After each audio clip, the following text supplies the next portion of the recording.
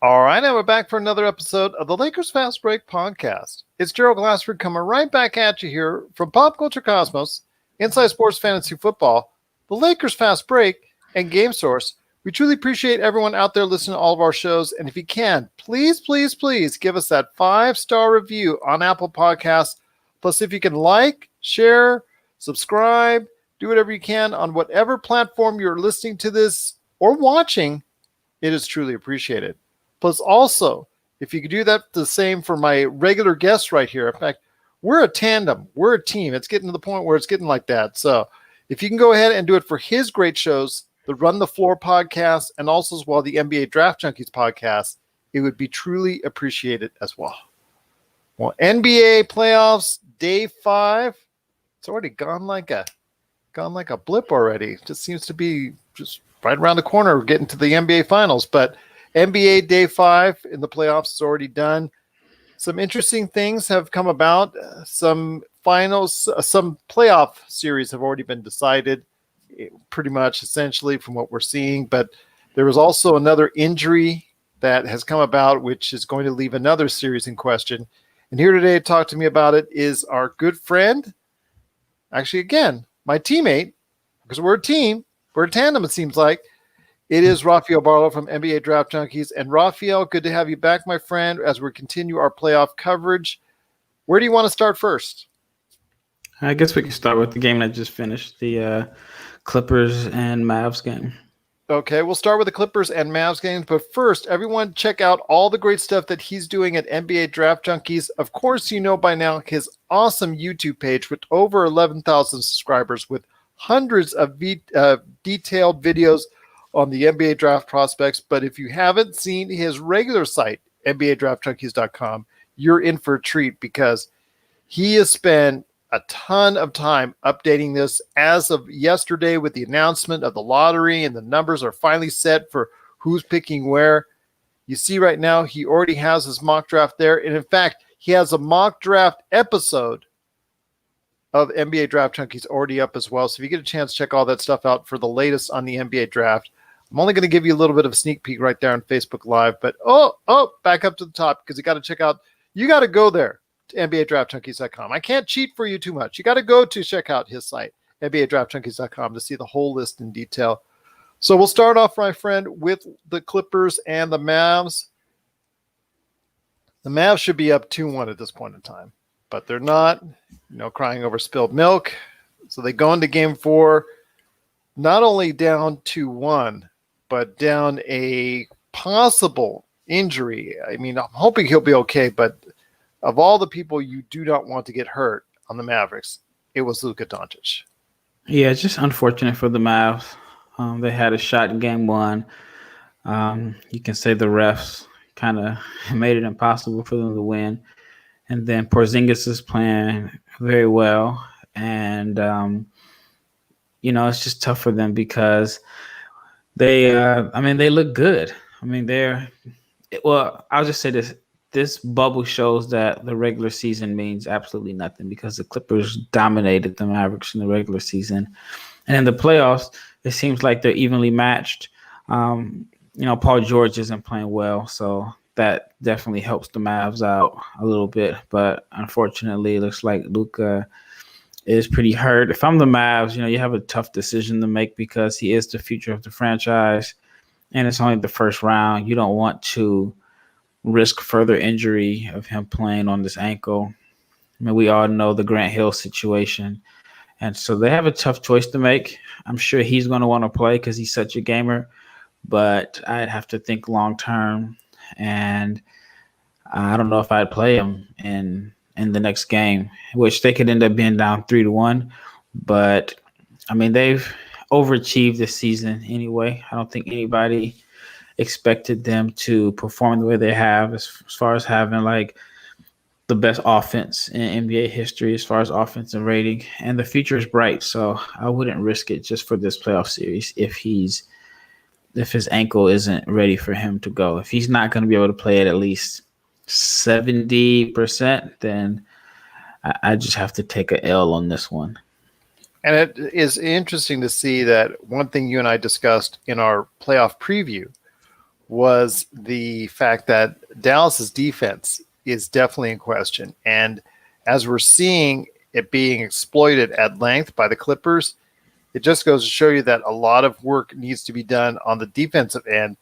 And I think they just don't have enough personnel to match up defensively enough to stop the Clippers unless you're hitting on all cylinders. And that's the thing. Dallas was hitting on pretty much all cylinders for about a game and 3 quarters. Yep. And it was really, really working for them. But once that offense gets to like a above average or a little bit worse, then that leaves the open for the other teams, like in this case, the Clippers, to go ahead and really dominate because they just don't have any way. I mean, I'm seeing Paul George drive around Porzingis like he was stuck to the floor. And that to me was kind of disturbing to see that he's supposed to be your anchor back there at 7'3", and he's just not providing any help defensively, and nor is anyone else. Well, they're bringing him outside the paint, which is what you should do if you got a guy that's a good shot blocker. And when the Clips go small, that's one of the things that they do. They make him guard someone that can shoot and make him defend in space. But as far as their roster, I mean, it just makes me realize how tough it is to build an NBA team in this era of basketball, because how many teams have guys that can knock down open shots, make plays for others, and defend? You look at the Clippers, they have 2 of them on their team. And if you have guys that are good defenders, but if they can't knock down open shots, then they become a liability. The days of the Andre Robisons and the Tony Allens being able to have significant roles on championship caliber teams, those days are over, because if you can't shoot, they're not going to guard you.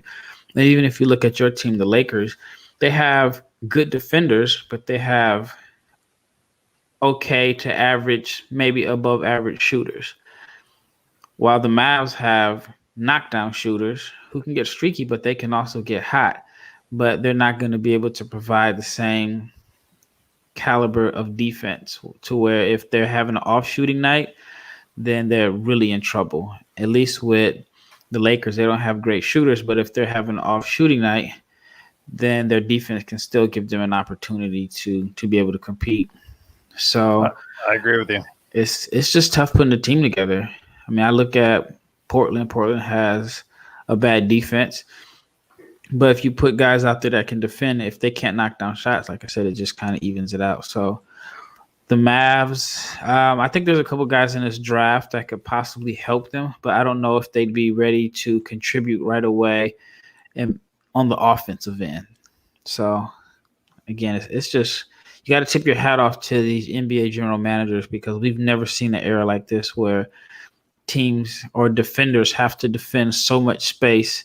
And then you got like the vertical lob threats where you have to, like an Anthony Davis or even like a Rudy Gobert, if you are up too far in your defense, then they can go backdoor you and throw it up top. So it's going to be tough for the Mavs to be able to compete against a team like the Clippers when they have multiple defenders. But they've done an excellent job so far.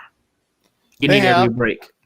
Yes, they do need every break. And unfortunately, when it comes to the Mavericks, they're not going to get it with a possibly very much hobbling Luka Doncic going forward. And that's going to be of great concern for the Mavs.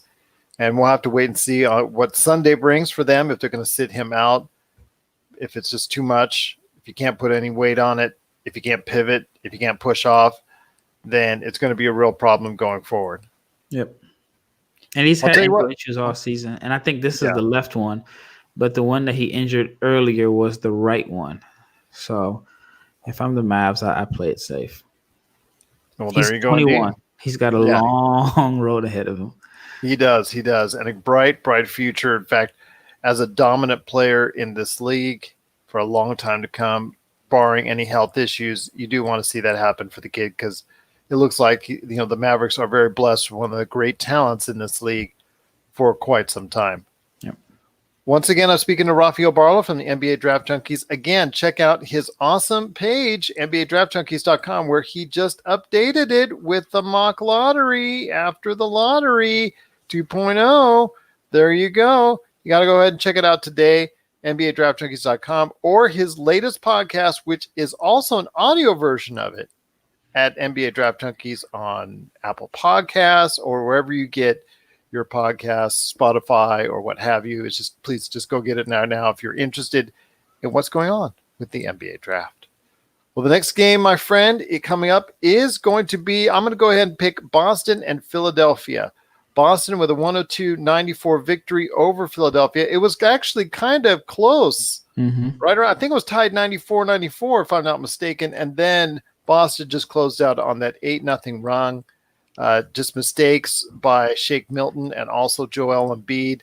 I don't know what he was doing one time when he was throwing that outlook pass and it just got intercepted. Why you do that, so close to the end of the game, I don't know. But yeah, mistakes by Philadelphia at the very end cost them a chance to get back into the series. Yeah, I mean, I felt like they competed. Everybody had counted them out. And even in this situation, I was wondering how teams would react if they got down 0-2, because you're a couple games away from being able to go see your family. And they came out and made a good effort, and they were just out-talented today. And I was thinking while I was watching the Clippers game, Landry Shamet was on the Sixers. I think last year at one time, and I could be wrong here, but I think at one time they had Jimmy Butler, J.J. Redick, and Shamet on the team. That's and now, they have Tobias Harris to show for it, but they could really use just one of those guys. I know they couldn't have been able to get Tobias if they had Shamet, but they just really need some outside shooting. And maybe that would have been better off.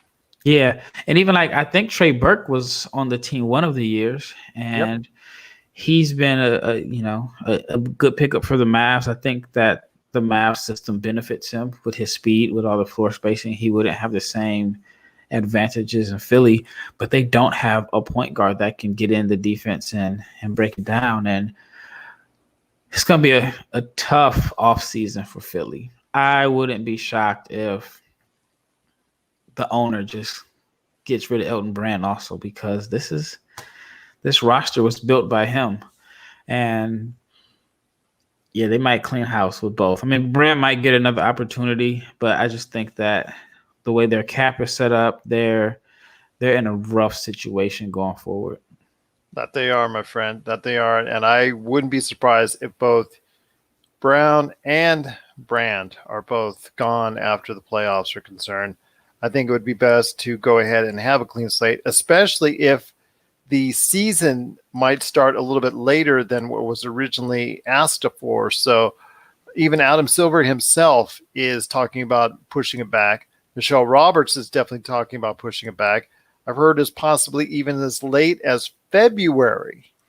Yeah, I was talking to a friend about that, and it's a friend of mine that he plays professionally, and he's thinking about possibly playing in the NBA next season because he hasn't accepted any offers overseas, but he is also supposed to play in the Olympics. And so he was telling me that if he does go back to the NBA and the season starts in February, he may miss out on his opportunity to play in the Olympics. Or else teams are going to have to allow guys to get a waiver, or they may just take a month off.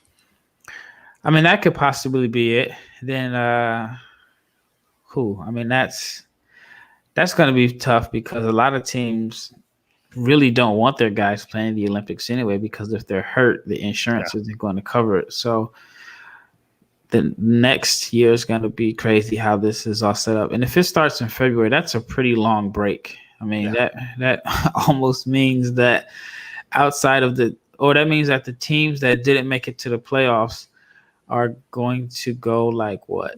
Almost a full year? Almost 12 months. I don't think it'll go that far, but I definitely see a Christmas at the earliest starting point. I think they'll push it back to at least Christmas, if not more. Maybe January. Well, another thing that is kind of tricky is the guys that are in Europe that every year there's guys from Europe that come over to the NBA.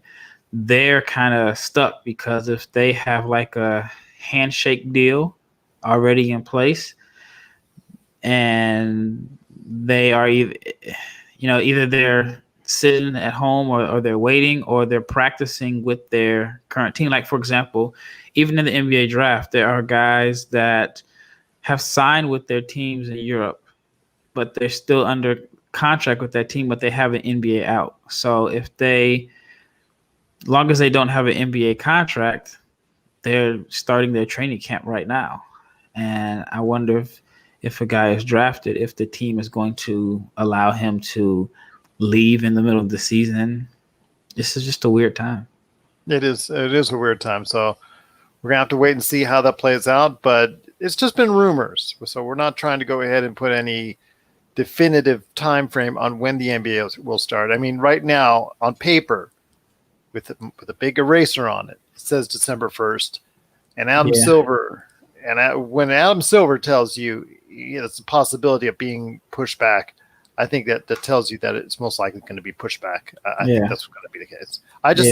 I think Christmas would probably be the best starting point for me. Well, I don't think we'll have a vaccine at the time. I don't think that they'll be able to have people in the arenas. And that's what the holdup is they want to generate that money from ticket sales and parking and concessions and all of that. So if they have to do a bubble again, man, I imagine the payrolls, they're going to have to do something creative to make sure that, as far as like guys getting their paychecks, because there's no money coming in right now. Just from the TV.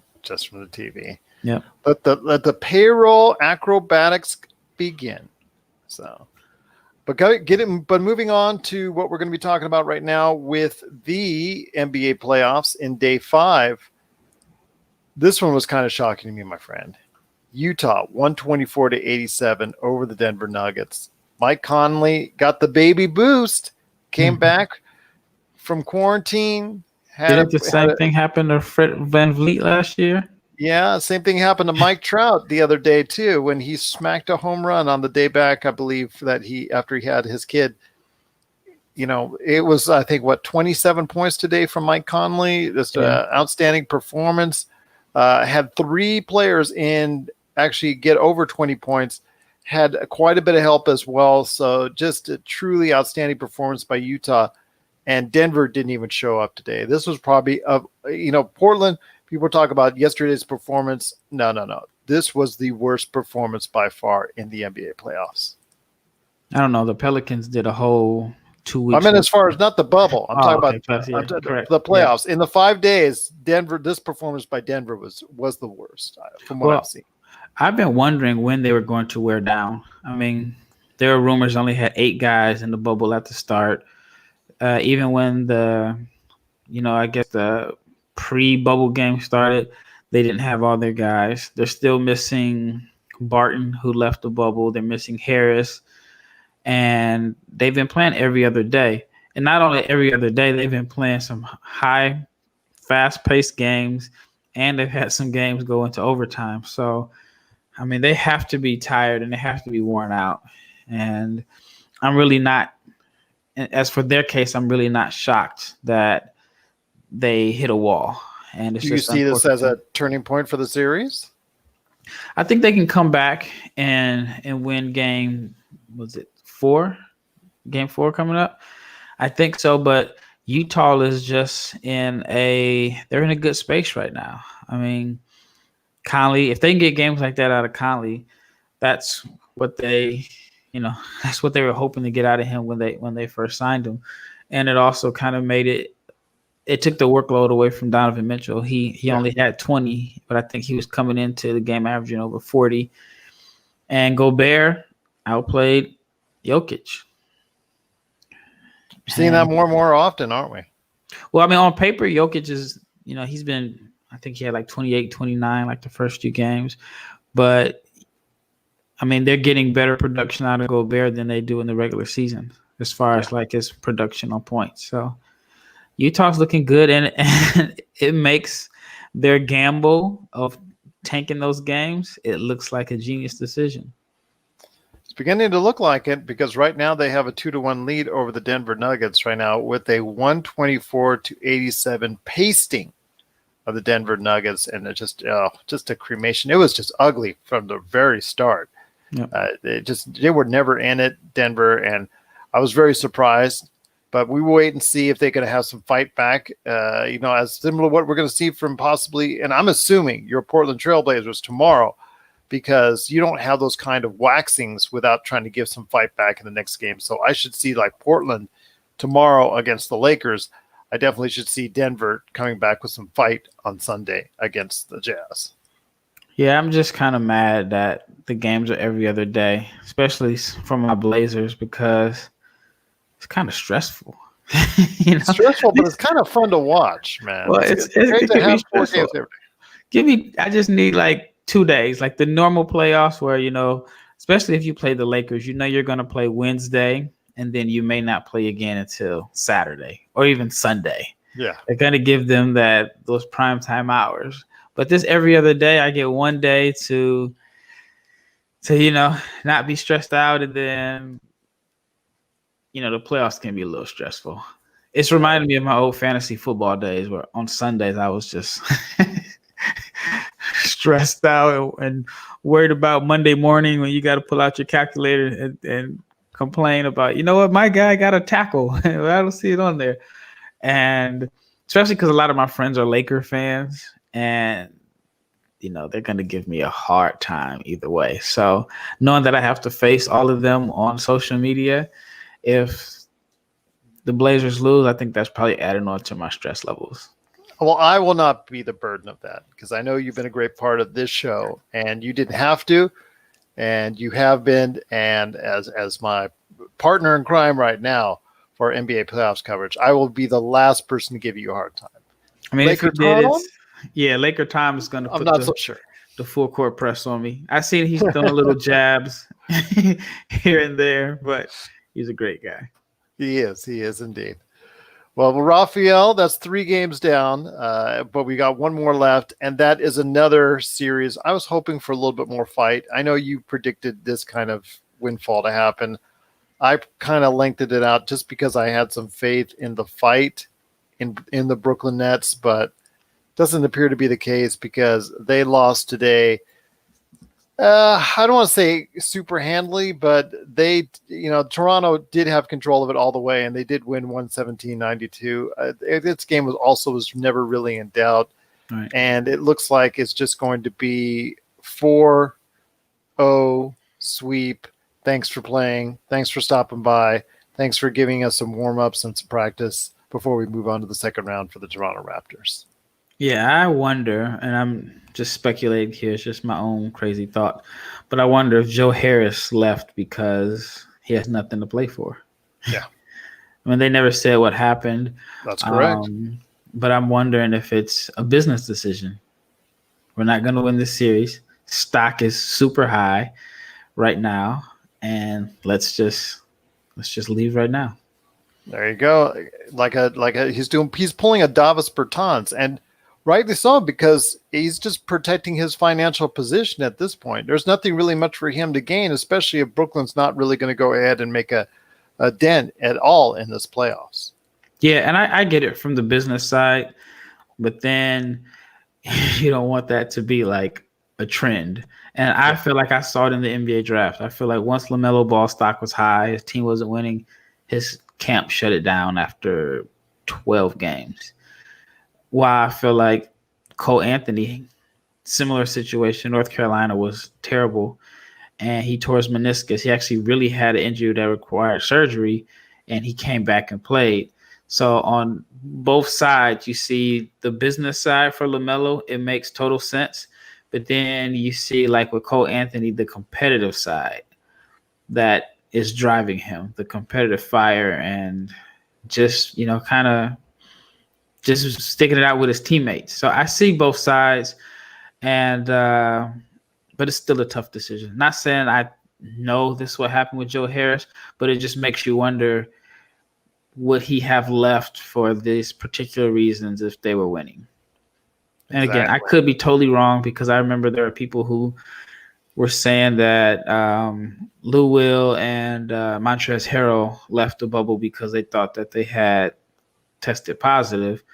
and the NBA was covering it up, but we found out that they really had funerals to go to, and then Lou had to, go get his check on his wings to make sure that they were being cooked correctly. So I don't know, but that's one of the first thoughts that came to my mind is Joe Harris protecting his free agent status. I wouldn't say that would be out of the realm of possibility. In fact, as his agent, I would probably have been advising him to do that as well. I'm not going to kid you wrong. I mean, because you're talking about someone who we had just talked about, saying that it's most likely, even in this market, is going to be one of the few individuals that I think in the free agent market is going to be overpaid for what his true value is, just based off the fact that the guy can shoot, and the guy can shoot really well. Yep, I agree.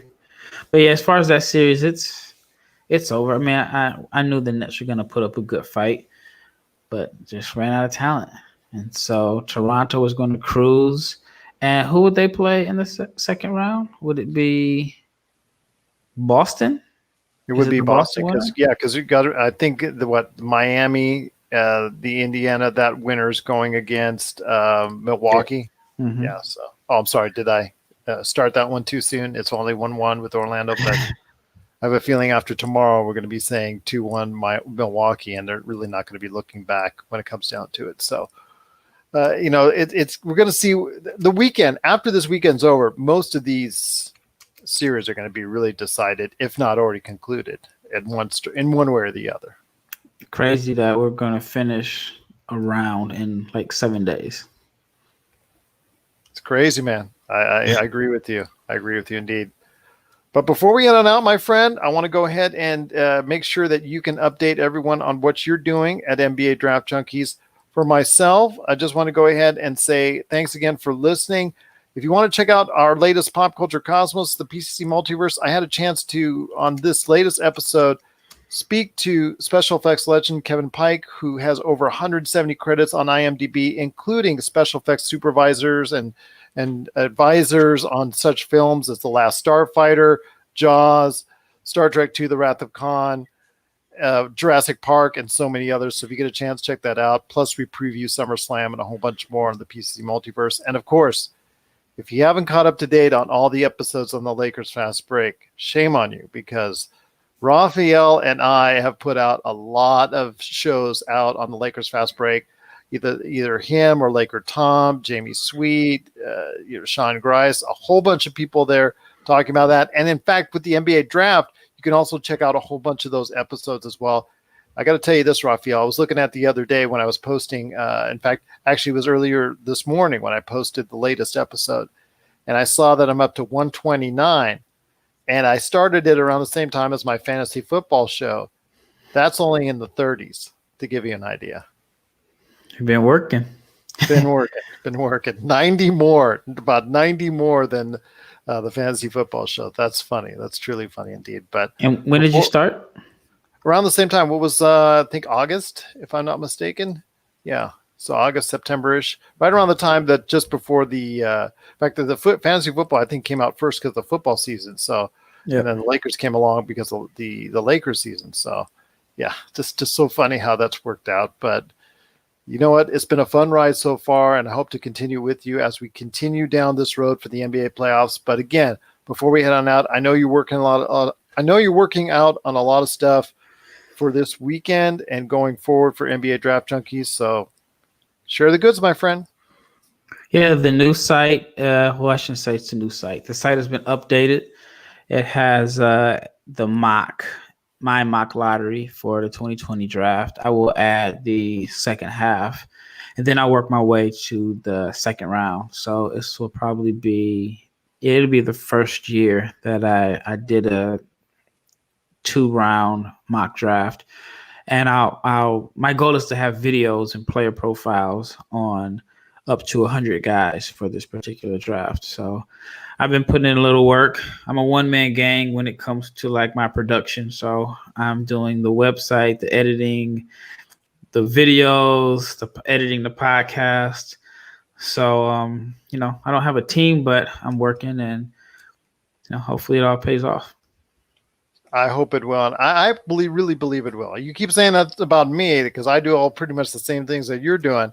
But I have a feeling for you it will, and definitely check out all the great stuff you're doing. I'm already 7 minutes 15 seconds into your mock draft 2.0, so I'm looking forward to hearing the rest of your thoughts on that. Plus, people can check out the written version today at NBADraftJunkies.com.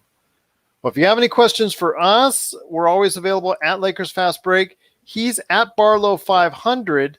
Or you can just go ahead and hit him up at NBA Draft Junkies to get all the latest and greatest news on the NBA draft. And I'll tell you what, my friend, there's more coming up. We've got a weekend full of NBA playoffs coming up. And I heard a rumor that we might be doing a group mock draft once again.